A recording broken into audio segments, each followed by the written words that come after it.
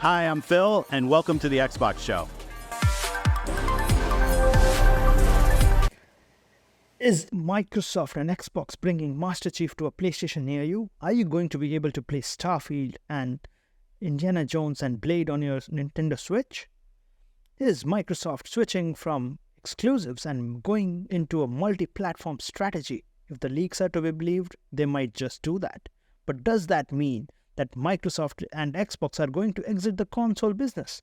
Is this what it felt like when Sega became a multi-platform publisher and exited the console space? I don't know. I was too young at that point, but let's discuss all of this in this episode of the Xbox Show podcast for February 8th, 2024. How y'all doing? We're going to talk about these leaks and the doom and gloom that we are seeing on Twitter and all the social media platforms. All of these 8-hour spaces just talking about the death of Xbox. But is this true? If Xbox and Microsoft go multi-platform, does that mean that Xbox brand and the console business dies? Let's explore together. Well, first of all, let's look at this statement from Phil Spencer that came after this weekend that was super chaotic, all doom and gloom, especially on Twitter. So Phil came out and said on February 5th, "We are listening and we hear you. We are planning a business update event for next week, where we look forward to sharing more detail with you about our vision for the future of Xbox. Stay tuned." He did not come in and say that all of these leaks are false. So there is something brewing at Xbox, there is something brewing at Microsoft Gaming, and this is the CEO of Microsoft Gaming saying it. So we have to believe him, we have to take his word.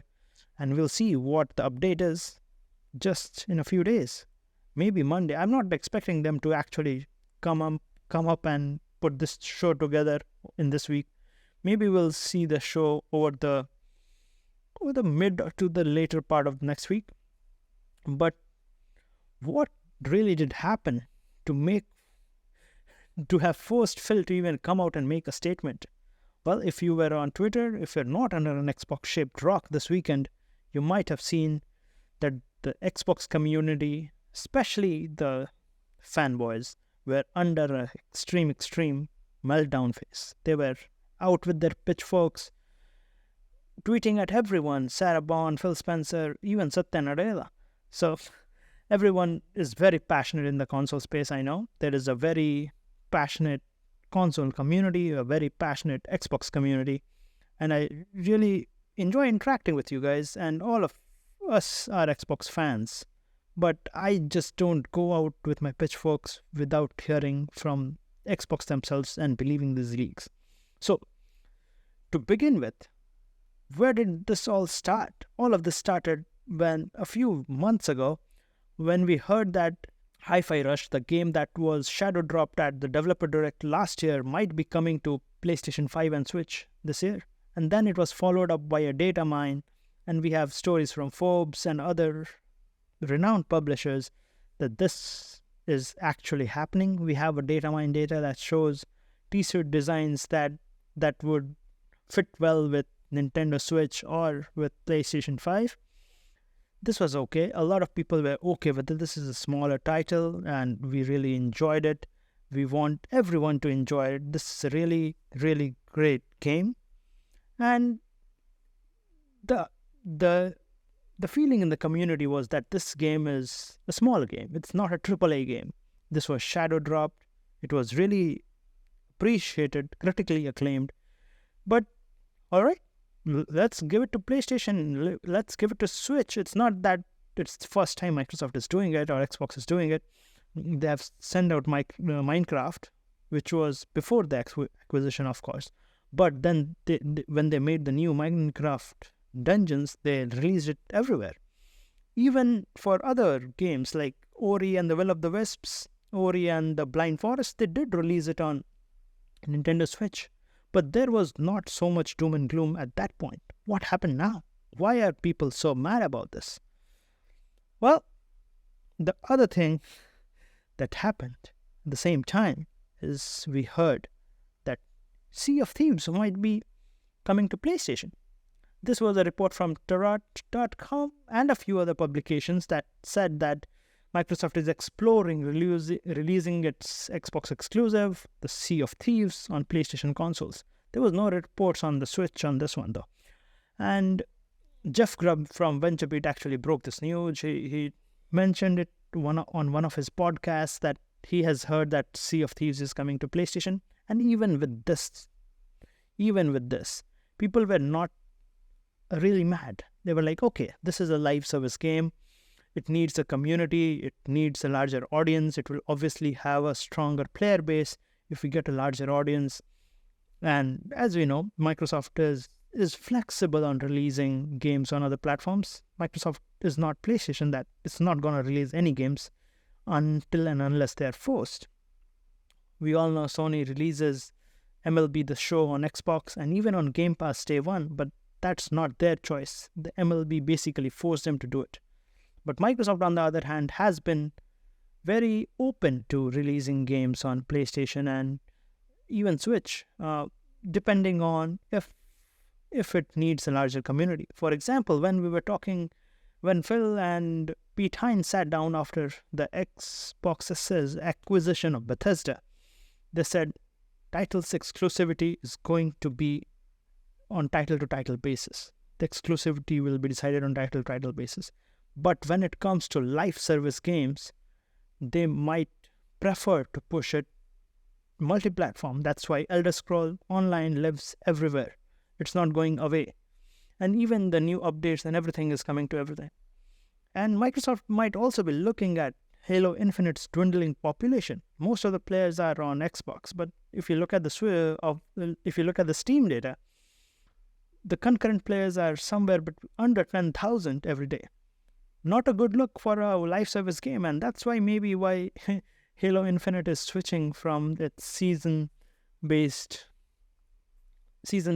momentum or cadence to go to these operations which are really short, not really any battle pass available now, not enough cosmetics, and that's all to do with maybe they just don't have enough flares. So even this made sense that Sea of Thieves goes to PlayStation. You sell the Sea of Thieves Battle Pass. You get a large influx of new players on Sea of Thieves, which is a great game, and it is about 5 to 6 years old already. So even that was alright. But what broke the camel's back was this news that came on Saturday.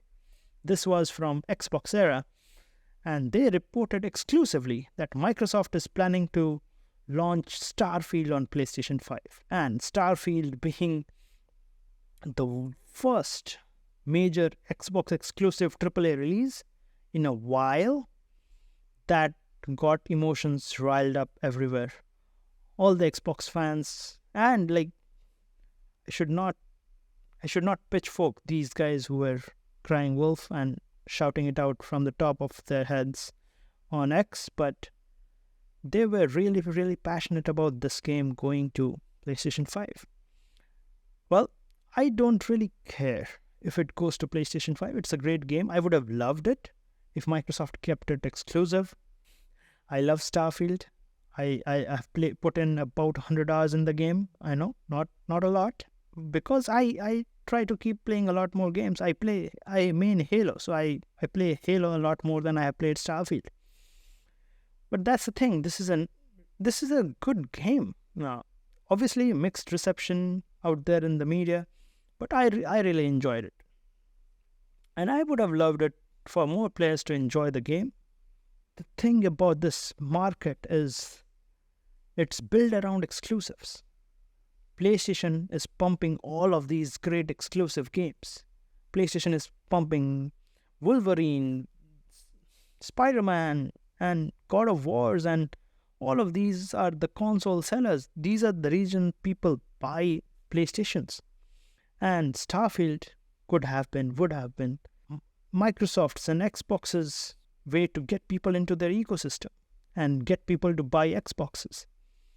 And I know why the community feels like they have been betrayed, because they have been waiting for years, if not decades, for a proper Xbox exclusive and a new IP at that. Xbox has always been a Halo and Gears box and Forza box. These are the only three games that have been exclusive to Xbox. And even them going out to PC in the last few years, the meaning of exclusive has changed because Microsoft is launching all of their games day and date on PC. So even then there was a outcry when Microsoft first announced it. Why are you going to buy a Xbox if you can play that game on PC? And that's what PlayStation fanboys and PlayStation fans, I should say, PlayStation fans say, that I'll just buy a PC. Why would I buy an Xbox? And then this really comes down to the passion in the community, and this is what caused all of this chaos. And while this chaos was still ensuing about Starfield, there were a lot of articles which were talking about what happens in a future where Starfield goes to PlayStation. Does Xbox just become a name? Does Xbox just become a streaming service? Does Xbox just become Game Pass? And would that mean that Xbox is going to slowly exit the console business and Microsoft gaming just lives on consoles from other players and on PC?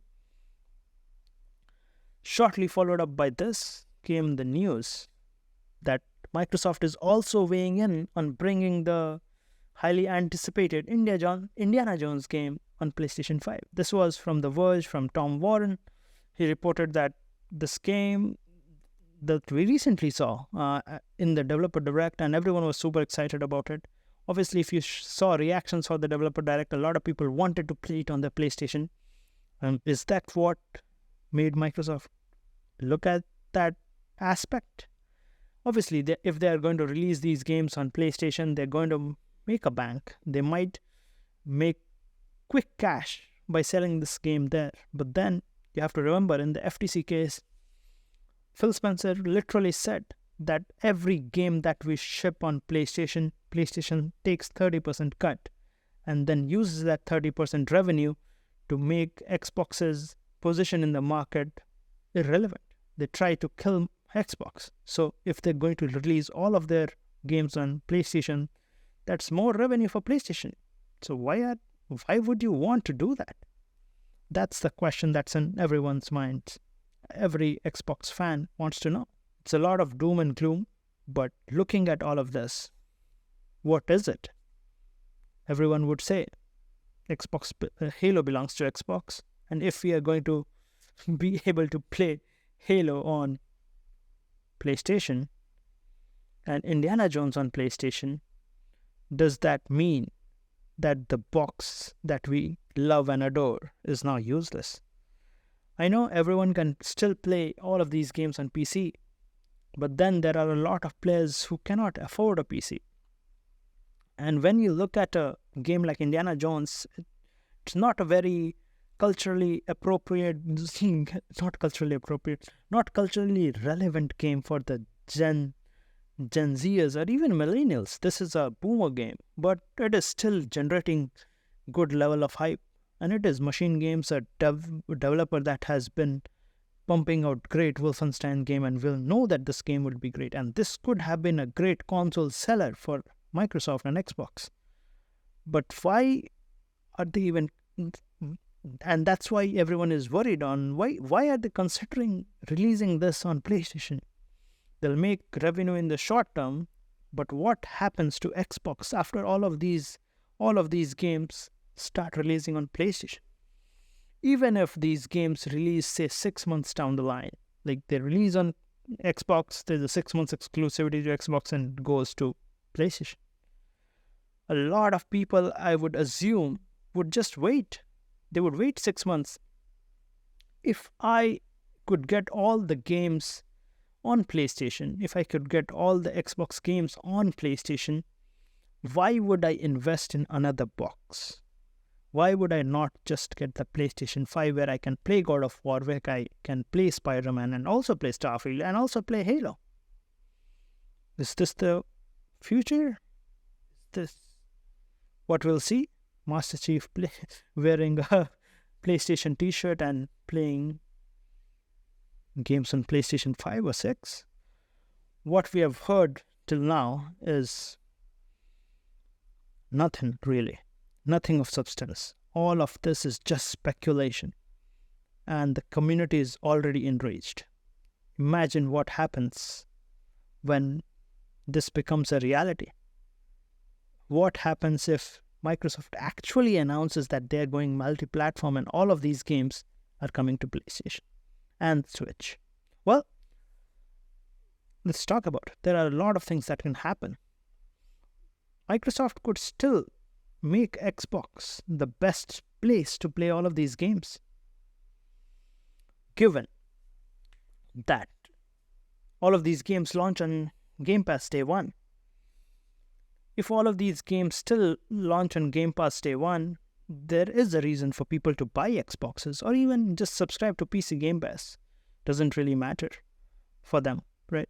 So you can still keep Microsoft can still keep investing in Xbox and pumping out Xboxes, and people would buy buy the Xbox to play all of these games on Game Pass. Or even if you look at the new release of Final Fantasy VII Remake, people are literally buying PlayStations just to play that and not wait 6 months to play it on PC. So, but given that Microsoft launches all their games on PC on day one, I don't think that would really get people to buy an Xbox. If you're a PC player, maybe you won't buy an Xbox, so that already reduces the Xbox market. But then a lot of people can literally just wait 6 months, or even if it's an year, they'll wait 6 months to a year to get this game and get it on PlayStation. Why invest $1,000 when you can get all the games for $500? That's a good question to ask Microsoft. But if you look at it the other way, Microsoft releases all of this on PlayStation. There's a passionate community, a smaller community then, I would say. A smaller, passionate community that still plays on Xbox. And there is a larger community that plays on PlayStation. PlayStation's user base is much larger than Xbox. If you look at the data, Microsoft doesn't really share the data for console sales, but if you look at VG charts, we can see that Xbox is actually trailing. Xbox Series X and S are actually trailing Xbox One, which was a system that no one wanted to buy. And Xbox Series X and S is a powerhouse. Xbox Series X is literally the most powerful console on market, and Xbox Series S is the most affordable. And still they can't even match Xbox One sales, forget about PlayStation sales. So if you ship all of these games to PlayStation, you suddenly unlock a new market. You suddenly unlock a new stream of revenue. That's great for the balance books. That's great for Microsoft Gaming. But is that great for Xbox? That's the question we need to answer. My main concern with that is, imagine tomorrow there is a PlayStation 5 Pro that we have heard a lot about. This PlayStation 5 Pro that launches in 2024 or even early 2025. What happens if the game that Microsoft developed, Xbox's Starfield or Xbox's Indiana Jones, what would the reaction be if this game plays at 30 FPS on an Xbox Series X, which is Microsoft's own system, and the PS5 Pro, which is thought to be more, the leak suggests that it's going to be more powerful than the Xbox Series X. You're going to be able to play Starfield at 60 FPS on PlayStation 5 Pro. At that point, I won't be able to suggest anyone to buy the Xbox to play the same game, right? I being a passionate Xbox fan, I have been with Xbox since the Xbox 360 days. That's why I love Xbox. I have all my digital library there. I have all my games on Xbox. I do have a PlayStation, but I just use it to play the exclusives. I main Xbox. But at this point, it becomes difficult for me to recommend it to you guys to buy a game on Xbox if it plays better on PS5 Pro. The only reason I would suggest is, you have Game Pass, you get it for free days one. Then, okay, is that a compromise that you're willing to make? To play on Game Pass, you're going to play at 30 FPS, but you buy it on PlayStation and PlayStation 5 Pro and you play it at 60 FPS. That will be a tough day for Microsoft. We already saw what happened in the Xbox One days when the resolution on Xbox One was lower than the PS4. There were so many comparisons, so many videos on IGN and other media outlets.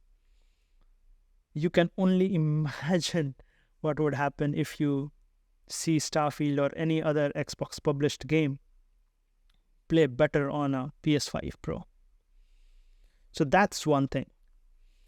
Now, when that starts happening, what happens? You are seeing a decline in your console sales. You have a smaller user base. And now all of a sudden, Microsoft is back at their Windows Phone days. Windows Phone, I loved my Windows Phone. I still have the Lumia 950 XL. It's a glorified paperweight now. I really loved that device, but there was no developer support because there were not enough people buying it. The user base was not large enough for the developers to invest money in developing an app for Windows Phone. What if the same thing happens to Xbox? If the Xbox user base dwindles, and we have a much smaller user base now, just the core fans, just the enthusiasts, then what would prompt a developer, if they are not on Game Pass, that is, to come and port their games for Xbox? We have already seen a lot of Japanese publishers already skip Xbox. Even Square Enix was skipping a lot of their releases on Xbox. It's the first time we are getting Mana this year on Xbox. All the previous Mana releases were PlayStation only and Switch only. So what happens at that point? What happens if Microsoft's Xboxes are just their exclusive? If it's just Xbox games that are being published on Xbox, and all of these third-party publishers, these multi-platform publishers, they are like, why should I invest money in Xbox when I can release a game a year earlier if I'm just developing it for PlayStation? That would be a bad day for Microsoft. And that's the day I would start worrying, because that's when I have to worry about my digital library. I have well over 500 games bought on Xbox. What happens to my library if Xbox goes away and the support and the user base dwindles? And Microsoft has been known to have a graveyard of devices. This is a beautiful Microsoft HoloLens. This is me back in 2015 playing with the HoloLens when I used to work at Microsoft. But this was a device that they could have come up and gotten the market share. This was the device that brought in so much of the things that people are hyping up this year about the Vision Pro from Apple. It had the holograms. It had a pass-through video. You can literally see through it. You didn't need a camera. I'm not saying it's as the same quality as the Vision Pro, but look at it. It's the same thing. You have the HoloLens. You have the holograms floating in space. This was the first device that could actually let you pin windows onto walls. And you might have been seeing a lot of these people who have never tried a HoloLens put on the Apple Vision Pro for the first time and realize, I can have a timer over a pot of water. I can have a large window on my wall. All of that was possible on the HoloLens, but Microsoft didn't invest a lot in it. They just focused on the enterprise. And then that basically killed the HoloLens. No one talks about the HoloLens. A lot of my co-workers at HoloLens, they just left. They're working on the Vision Pro now. And they're happy about it. At least they're building what they were passionate about. But Microsoft lost a bet. Microsoft lost this entire consumer space. Microsoft has never been great with consumers, is what I'm getting at. HoloLens was a great product. It could have been for the masses, but Microsoft focused on the enterprise. I think the only reason HoloLens still exists on the market is because the US Army has gave out a large contract to Microsoft, so they're building these just for the Army now. There's no customer use case for this. And yeah, if you know Microsoft, there's a huge graveyard of devices that Microsoft has. There was the Band, there was Surface headphones, Surface earbuds, the Windows Phone, there's HoloLens itself. Microsoft is a huge graveyard for consumer devices, and that's why I say that I can't really trust Microsoft with a consumer device if at one point they think that the software business is good enough, if they're selling a lot of games on PlayStation and Switch and Steam, and they're like, okay, why should we invest 6 years of engineering resources to come up and develop the next Xbox when I can just ship all of these games to PC and ship this game to PlayStation? Let Sony do the research. And we'll still make a lot of money, but then you lose your identity, is what I'm saying. Microsoft cried a lot in the Epic versus Apple case that Apple is not letting them on, letting xCloud on the App Store, and Microsoft wanted to force them to put it there. Obviously, Apple has this walled garden. Microsoft could have been in a bargaining place if it had the Windows Phone still going strong. If they had invested more in Windows Phone and they got Windows Phone out there, maybe even 15% of the market share of the mobile space, they had a bargaining chip. Okay, let me put xCloud on App Store. Only then I'll let you put Apple TV and Apple Music on Windows Phone. But because they killed Windows Phone, they don't have that bargaining chip anymore. And that's my major concern with this approach. If they go multi-platform, that is, if they start shipping all of these games on all the platforms and the Xbox user base dwindles, the Xbox user base almost becomes a passionate small group, what happens to my Xbox library? All of these games that I've spent hundreds of dollars on, what happens to them? How do I even, when I think about that, like, right, I put my trust in Microsoft, I put my trust in Xbox. That's why I bought all of those games digitally on Xbox. But that's a hard pill to swallow. That's been happening at Microsoft. Like, if you look at 4 years ago, Microsoft was launching so many Surface devices. There was Surface Book 2, there was Surface Studio, there was Surface Studio Laptop, and Surface Pros. There was a huge array of devices and device categories that Microsoft was working on. Even keyboards and mice, there was a lot of that Microsoft was making. Now they have stopped investing in those. If you look at the Microsoft Surface events from the last couple of times, it's just the Surface Laptop, Surface Pro. No real innovation. Not enough money is being pumped into that space anymore. That makes me worried. I'm recording this on a Surface Book 3. And I love this device, but then what's the point? There is no Surface Book 4 coming. We know that because they pivoted. They decided to not build anymore. They built the Surface Laptop Studio, which is a spiritual successor to the Surface Book. But I loved my Surface Book. I wanted to upgrade. I wanted to get the next version, but I can't. I don't really like the Surface Studio, the form factor and the look. I used to draw on my Surface Book screen. Just you can detach the screen and work on it. I used to do that a lot, but not anymore because this is getting old. I can't upgrade.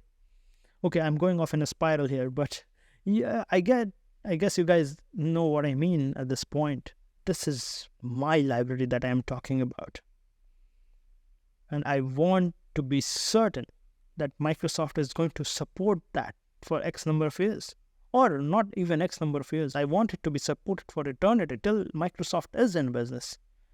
And I am not even satisfied with if Microsoft says, oh, all of your library is transferred to PC, so you can download all of these games on PC. No, I don't want that on PC because I can afford a PC. A lot of people around the world would just go buy a console for gaming. And they won't be able to afford a nice PC every time a new graphics card comes out to upgrade. And even there are a lot of people, including me, who just want to chill on a couch and play games on a console. All of that brings me to this guy. This is what happens when you let companies take control of your digital library. This is Sony. Sony bought Funimation and Crunchyroll. What they did recently is basically they said, okay, we're on Funimation, we're rolling you into Crunchyroll, and we are increasing the charge of your subscription.